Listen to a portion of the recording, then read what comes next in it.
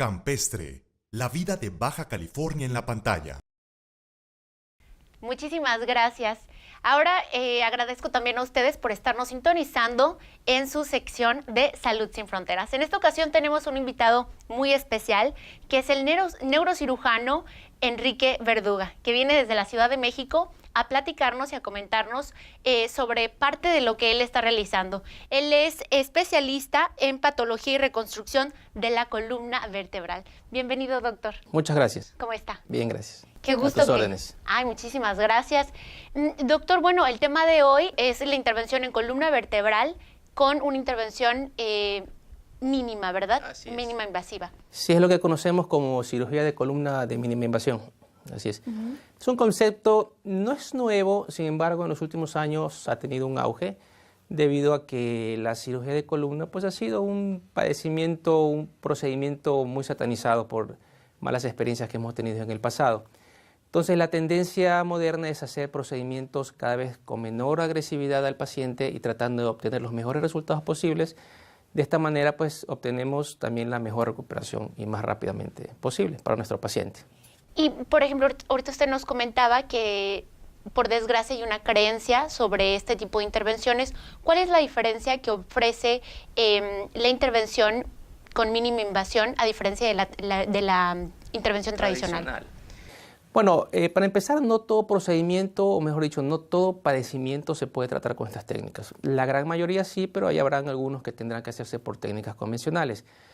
Pues las ventajas son varias. La primera es una menor agresividad al paciente, un tiempo de recuperación mucho más rápido, menos riesgos de infecciones, menos riesgos de manipulaciones de estructuras neurales, que son las que nosotros protegemos, hay menor sangrado. El tiempo quirúrgico a veces puede ser un poquito más largo, a veces un poquito más corto, dependiendo también de la curva de aprendizaje del cirujano que la está realizando. Y lo que se ha visto en estudios prospectivos y retrospectivos hechos en diversos centros de alta especialidad a lo largo del mundo, es que el porcentaje de complicaciones y las secuelas son muchísimo menores en este tipo de procedimientos, siempre y cuando, insisto, sean realizados por gente que tenga experiencia. Por supuesto. ¿Y quiénes son candidatos para una cirugía de este tipo? Bueno, en realidad la mayoría de los pacientes, yo diría que todos, más bien haríamos algunas excepciones de quienes no serían candidatos, pero realmente es un procedimiento que, como te digo, tiende a ser menos agresivo, menor tiempo quirúrgico. Eso hace que los pacientes, incluso que no son candidatos a procedimientos tradicionales, se les pueda resolver sus padecimientos a través de estas estrategias. Por ejemplo, pacientes añosos, gente mayor, hipertensa, diabética, que toman muchos medicamentos, que son alérgicos a algunos medicamentos, a veces no son realmente candidatos a someterse a un procedimiento tradicional, convencional, agresivos, grandes, de larga evolución. Y estas técnicas nos pueden ayudar. En realidad, más bien incorporamos aquí pacientes. Yo me refería a que no son todas las patologías candidatas. Hay algunos tipos de procedimientos como fracturas multisegmentarias, multifragmentadas, con inestabilidad y deslizamiento de las vértebras. Ese tipo de estrategias se tienen que resolver a veces por procedimientos un poquito más agresivos. Sin embargo, en todos los procedimientos hay herramientas nuevas que permiten hacer, aunque sigan siendo un poquito agresivos, cada vez menos agresivos que lo convencional. ¿Y cuáles son las herramientas que ha incorporado esta técnica para que sea innovadora? Bueno, la tecnología no nada más es los implantes, que hay un desarrollo tecnológico impresionante de lo que se hace día a día en este tipo de cosas. También los instrumentales que se utilizan, que se han desarrollado para poder llevar a cabo este tipo de procedimientos. Pero también todos esos equipos que los hospitales necesitan y cuentan con ellos en algunos casos, que nos permiten tener cierto tipo de visión avanzada en el campo quirúrgico, neuronavegación, pero sobre todo lo más importante es que se ha desarrollado la corriente y la escuela de formar al cirujano de columna. Hace muchos años el ortopedista o el neurocirujano que tenía experiencia o se creía con las habilidades para hacerlo, lo hacían, pero hoy hay especialistas dedicados casi exclusivamente a este tipo de padecimientos con entrenamientos constantes y eso creo que es la herramienta más importante que hoy tenemos para que los procedimientos se hagan con éxito. ¿Y el tiempo de recuperación, doctor, de una persona que se somete a este tipo de cirugías, de cuánto es? Diametralmente opuesto, depende de lo que se haga. Hay procedimientos que se pueden hacer ambulatorios, entras en la mañana, se hace el procedimiento y en la tarde están en su casa. Hay procedimientos más invasivos cuyo promedio de recuperación con cirugía tradicional puede ser de hasta de 3 meses, con estas técnicas pueden ser de 3 semanas. Entonces depende del procedimiento, depende del paciente. Excelente. ¿Y los cuidados posoperatorios? Bueno, son en general similares a los de cualquier cirugía, pero evidentemente al haber menos daño, menos agresividad, el riesgo de complicaciones son menores, la posibilidad de que la evolución sea tórpida son menores. No necesitamos de personal altamente calificado para hacer un cuidado de un paciente de este tipo, porque realmente los abordajes y los accesos son muy pequeños. Excelente. Y, por ejemplo, el paciente puede ser desde un adulto hasta un pequeño. ¿Cuáles son las características? Sí, recuerda que cuando hablamos de mínima invasión es un concepto general. En realidad hay muchísimos procedimientos que entran dentro de esta categoría de mínima invasión. Entonces, sí, hay patologías en pacientes pediátricos, hay patologías degenerativas en pacientes adultos, hay patologías traumáticas que generalmente es de la edad de la gente está en etapa productiva. Entonces, realmente el grupo etario es muy amplio. En todos estos grupos de edad se pueden hacer procedimientos de columna y se pueden aplicar técnicas de mínima invasión. Y en México, doctor, ¿cuántos especialistas neurocirujanos como usted hay? Bueno, en la República debe haber algo así de más de 1.200 neurocirujanos, no todos dedicados a la columna. Realmente creo yo que hay más ortopedistas dedicados a la columna que neurocirujanos. Es un campo que compartimos y a veces nos peleamos por ahí, ¿no? Pero realmente hay tantos ortopedistas como neurocirujanos muy buenos que hacen bien su trabajo, independientemente de la especialidad. Y de ese grupo grande hay una asociación en México que es la Asociación Mexicana de Cirujanos de Columna. Abarca más de 1.500 especialistas dedicados a la patología de la columna, pero de ese grupo yo creo que hay un porcentaje tal vez de un 10% de médicos que se dedican a hacer mínima invasión. La gran mayoría de procedimientos todavía se hacen por las técnicas convencionales. Excelente. Y bueno, cabe destacar que en la región aún no tenemos a un médico especialista en esta área. Sin embargo, próximamente incorporado al centro New City Medical Plaza estará el doctor Enrique, pues obviamente ofreciendo todos sus servicios relacionados a la neurocirugía. Y doctor, bueno, ¿nos puede comentar si el contexto actual en el que nos estamos desarrollando ha ido en incremento los padecimientos de columna? Claro, mira, de hecho se estima que la lumbalgia, es decir, el dolor de espalda abajo, es la segunda causa más frecuente de visita al médico después del dolor de cabeza. Es el primer síntoma. Estadísticamente en los países en desarrollo y en los países desarrollados, las estadísticas son similares. Sin embargo, el dolor de espalda, la lumbalgia, es por hoy en los países industrializados la primera causa de incapacidad laboral y representa una pérdida de una erogación de gastos a la fuerza laboral industrial muy significativa. Esto ha sido siempre.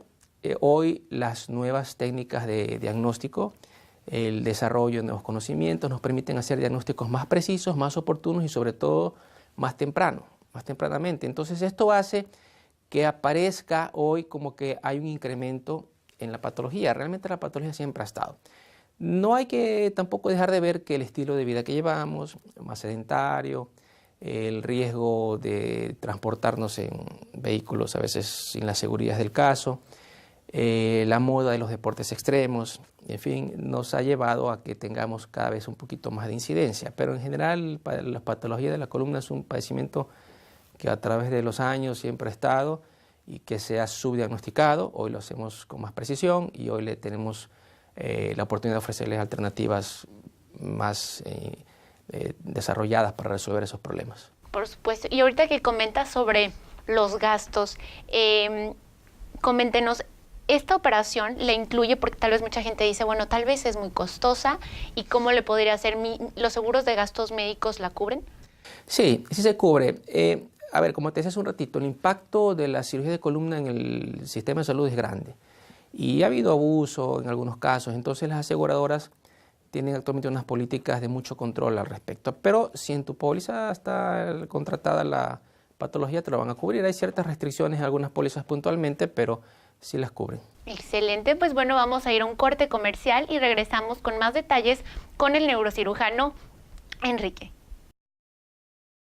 Continuamos en Salud Sin Frontera en compañía con el neurocirujano Enrique Verduga. Y bueno, con temas muy importantes e interesantes para todos.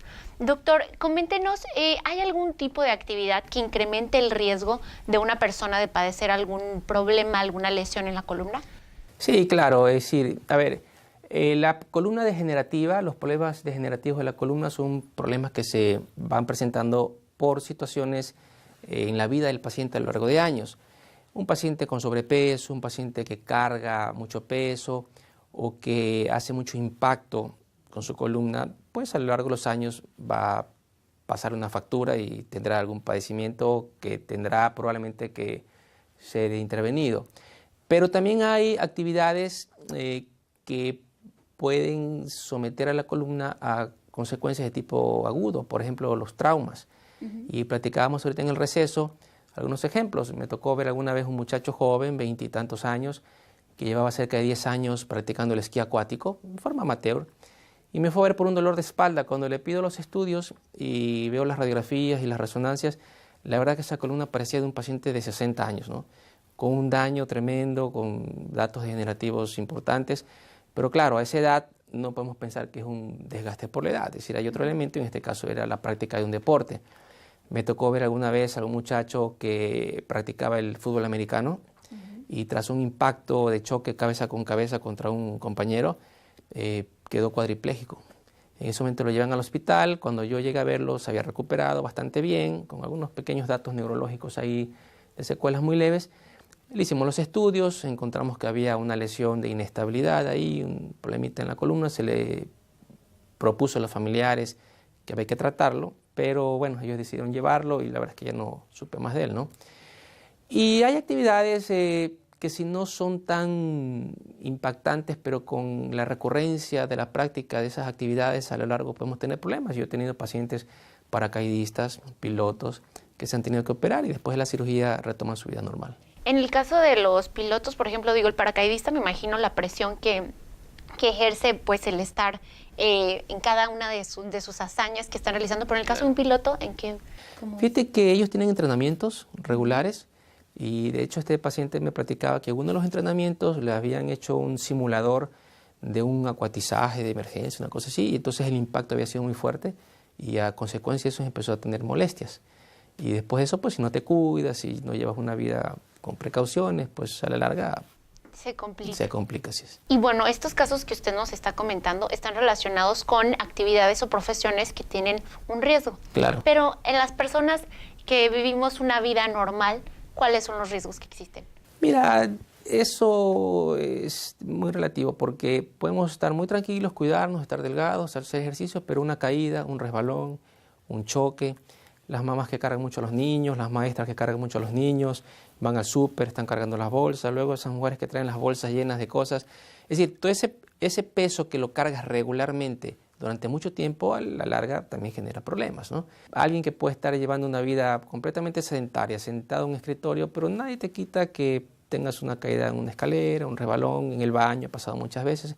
Entonces estamos expuestos realmente a tener problemas en la columna por múltiples factores. No hay que olvidar una situación que es importante. Yo siempre les explico a los pacientes lo siguiente.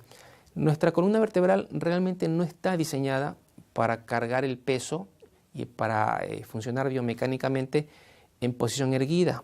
El ser humano y los creyentes en la evolución sabrán que hace cerca de 200.000 años tal vez no andábamos caminando erguidos. Entonces, en términos de evolución, ese periodo es muy corto para que la columna haya evolucionado y se haya desarrollado de manera que hoy sea un órgano preparado para hacer la función que está haciendo. Entonces, como no es tal, obviamente está sometida a cargas y a fuerzas para las cuales, repito, no está preparada. Entonces el desgaste sucede porque sucede. Y entonces, por eso se estima que cerca del 85% de la población en general, en algún día, en algún momento de su vida, tendrán un problema en la columna. Y cerca de un 15% de esas personas van a requerir algún procedimiento de su columna vertebral. Es alta la incidencia de padecimientos y con el advenimiento de nuevos medios de diagnósticos, que como te decía en el primer segmento, nos permiten hacer diagnósticos más precisos y más precoces, hoy estamos viendo una incidencia de patología muy elevada. Muchos de estos padecimientos hace algunos años se decían que eran inoperables, que no se podía hacer nada, pero hoy con la tecnología, el desarrollo, el advenimiento de nuevos implantes, nuevas estrategias, la verdad es que muchos de ellos se están resolviendo. Por eso es que también ha aumentado la frecuencia de de procedimientos de columna vertebral. Y ahí la mínima invasión tiene una participación importantísima. Excelente, qué interesante. Entonces, doctor, esta creencia que nosotros tenemos de caminar erguidos y de estar sentados como con una postura correcta, al final... Digo, es una ayuda, disminuye la velocidad con la que se van a presentar padecimientos, pero no nos vamos a librar de ellos. Si tú le haces un estudio de columna a cualquier persona de más de 60 años, todos, absolutamente todos, van a tener algún dato degenerativo. No todos necesariamente tienen problemas o síntomas y no todos necesariamente requieren de un procedimiento, ¿no? Pero si revisamos estudios de pacientes de más de 50, 60 años, veremos que en todos vamos a encontrar algún dato producto de un desgaste del uso de la columna. Y doctor, por ejemplo, esta cuestión que nosotros tenemos hoy en día con los dispositivos móviles, en el que estamos con esta postura casi gran parte del día, ¿qué efectos colaterales habrá? Bueno, ahí la postura en la columna cervical, por ejemplo, es una postura anómala. La cabeza pesa mucho y la columna cervical es muy delgadita. De manera que hay una serie de elementos en la columna cervical, en el cuello, que ayudan a esta columna a soportar ese peso. Los ligamentos, la musculatura, en fin. Si nosotros no tomamos posiciones correctas y al contrario, sometemos a estos elementos a cargas excesivas, con el tiempo van a sufrir el exceso de trabajo y vamos a tener procesos degenerativos. De manera que ese es otro elemento más por el que hoy encontramos una elevación de la incidencia de padecimientos de la columna cervical, ¿no? Y doctor, muchísimas gracias. Como neurocirujano especialista en columna, ¿qué tips, qué información le puede compartir a la gente? Bueno, hay algunas recomendaciones que nosotros le llamamos técnicas de higiene de columna. Es una lista un poquito larga, pero te puedo decir, por ejemplo, mantener un peso adecuado, hacer ejercicios sin carga axial, es decir, sin que el peso caiga en dirección vertical hacia el piso. Tú puedes jalar peso, puedes empujar, pero si tú estás erguido, tratar de evitar el peso que caiga de arriba hacia abajo. Eso se llama carga axial. Evitar las malas posturas. Siempre en los vehículos, cuando nos desplazamos, tratar de tener los elementos de precaución, una cabecera en el asiento, el cinturón de seguridad, porque también hay movimientos bruscos a veces en el vehículo que nos pueden lastimar.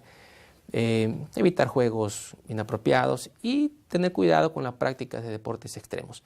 Fuera de eso también hay que mantener una buena tono muscular, una buena musculatura, haciendo ejercicios regularmente. Repito, el peso es importante considerarlo, pero también una buena alimentación. Recuerda que la columna es estructura ósea y si el hueso no está bien calcificado, vamos a tener problemas por descalcificación, osteoporosis. Y entonces eso también puede repercutir. Una serie de elementos, pero en general es un estilo de vida sano que hay que llevar. Tener los cuidados continuamente. De nada te sirve cuidarte 3 semanas y despreocuparte 3 más. Eso es un estilo de vida. Ay, muchísimas gracias, doctor.